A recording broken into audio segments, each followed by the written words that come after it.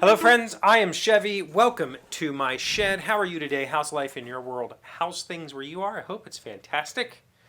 Everything here is very good. The shop is a bit of a disaster. I did a little bit of work down here this weekend doing some stock prep, but actually Malia worked down here this weekend. She has a little project she wants to do and I said, have at it. So she came down and just started doing things.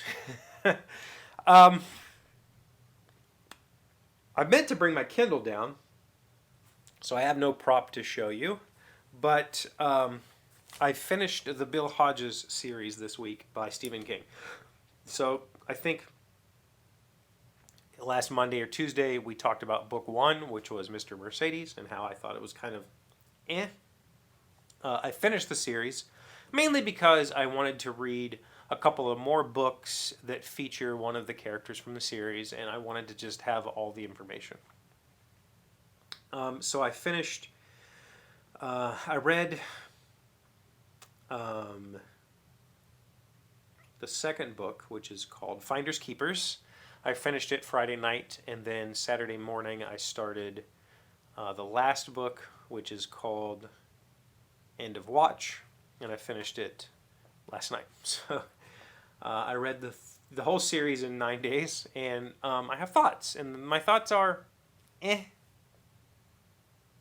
It's weird. Like, I've told you before, I've told you many times that I'm not really I'm not a Stephen King fanatic. I enjoy Stephen King's work. And I think that's I think you gotta kind of have to make that distinction a lot of times, because some of his books are super compelling and fantastic. Some of his books are thought-provoking, and that's about it. And then these three books are just kind of okay. There's some interesting characters, for sure. As always, there's some very interesting characters in Stephen King's work. Series is no different, but the premise of the series is all right. I felt like,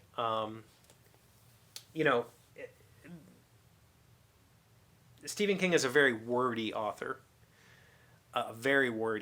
He likes to write a lot of description, which gives a lot of depth to his world, which I think is important. And that's one of the reasons I enjoy reading him, is that he does give a lot of character depth and a lot of world depth, and he talks about streets and buildings, and he talks about the world as if it's a living, breathing space, which a lot of authors do not do. A lot of authors skip over a lot of that stuff. For this particular series, I felt like it was a little extra. It was a little too much. It was a little just like, okay, cool. Because this was kind of a standard sort of crime drama. In book two, near the end of book two, there is a hint at something supernatural, and then in book three, it's a very supernatural story, so it brings in that Stephen King creepiness. But like a lot of his horror, there's a bad guy who's a bad guy just because he's a bad guy. Like, he doesn't have a reason to be a bad guy. That's just who he is as a person or whatever. And there's a lot of exposition. So, obviously, it kept me interested enough to finish reading it. And the thing that I was more interested in was getting to specifically The Outsider, which I started reading last night. And I'm about 10% into it, and I'm enjoying it so far. It's the story that I really wanted to read, but I wanted to read the first three books. Again, they're not part of the series, but they do feature one of the characters, and that character is Holly. Holly Gibney is a character that Stephen King created during the run of Bill Hodges' trilogy. She's like a late 40s woman with autism. She has a lot of weird quirks and a lot of odd habits, and people loved her as a character. I don't really get it. I get it. Trust me, I get it, but I don't understand the weird, she's interesting. Like any character that isn't just a cookie cutter of a genre. So she's not a cookie cutter of an investigative genre. She's not a cookie cutter from the like computer file uh, genre, but she is those things, and so that gives her depth and gives her interesting. It gives us interesting thoughts. But the fact that she's not the narrator in any of the Bill Hodges series, she's not really that interesting. I feel like he just gave her some quirks just so she wouldn't be female sidekick, which is fine. Like, I'm all for authors that add depth, add that don't make tropey sidekick characters. I think he did a good job of that. So I'm interested in seeing how she turns out in this book. There's also If It Bleeds, and then her own a book titled after her. It came out last year called Holly, which I want to read Holly. I don't know that I care about If It Bleeds, but I'm going to read The Outsider. It's kind of along the lines of it's an investigative book, which is what I've been looking for. Like, that's kind of what my first book is going to be about. So it's a little bit of research study. Also, I think I said this during the Mr. Mercedes video. The books are written in present tense, and that just, I don't know, feels wrong to me. I don't like it very much. It felt really weird. I would be reading in present tense for a couple hours, and then I would try to write my own book, and I kept slipping in and out of tenses, and I was like, this doesn't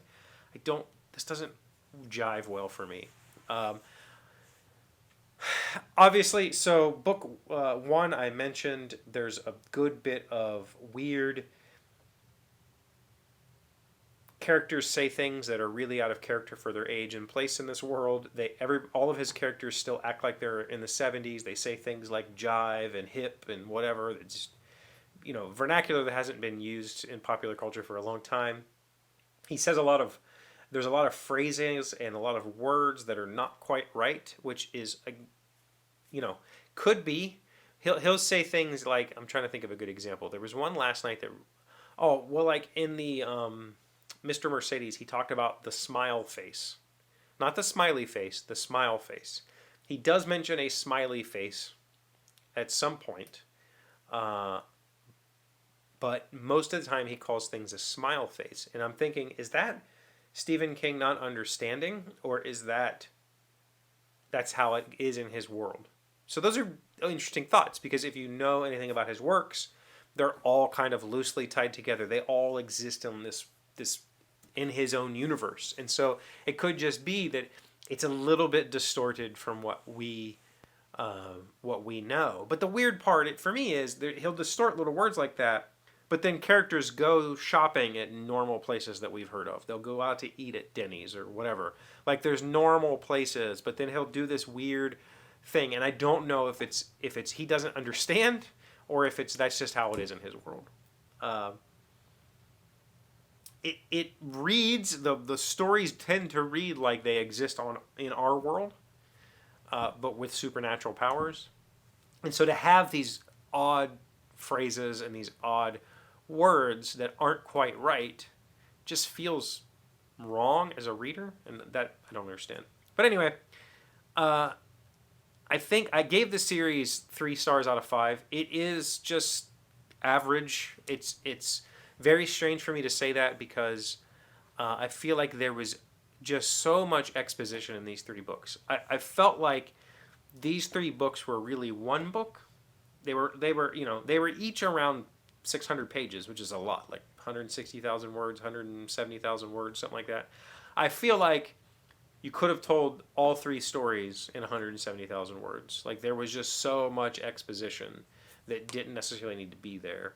But then again, that's kind of what makes Stephen King, right? You read because these characters are compelling, and even the smallest tiny side character gets at least a couple of paragraphs, gets a blurb, gets a thing, we get to see some insight about that character's life, which a lot of authors do not do. And I think that's part of the reason why people love his books, is because they feel so alive and real.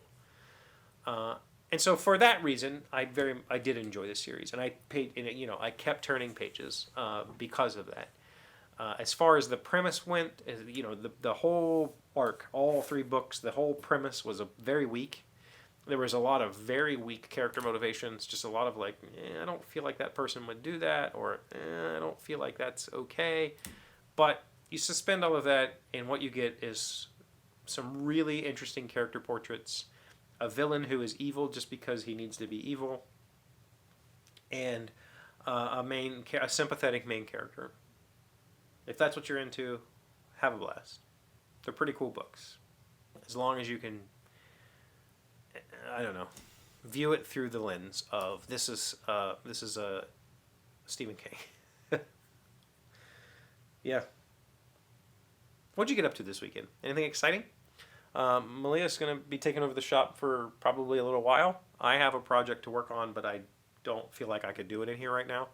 So hopefully she clears out fairly soon so I can get to work. Let me know what you've been up to. Thank you for being here as always. Thank you for liking, commenting, subscribing, being amazing friends and wonderful people. I really appreciate you. And I'll see you again tomorrow.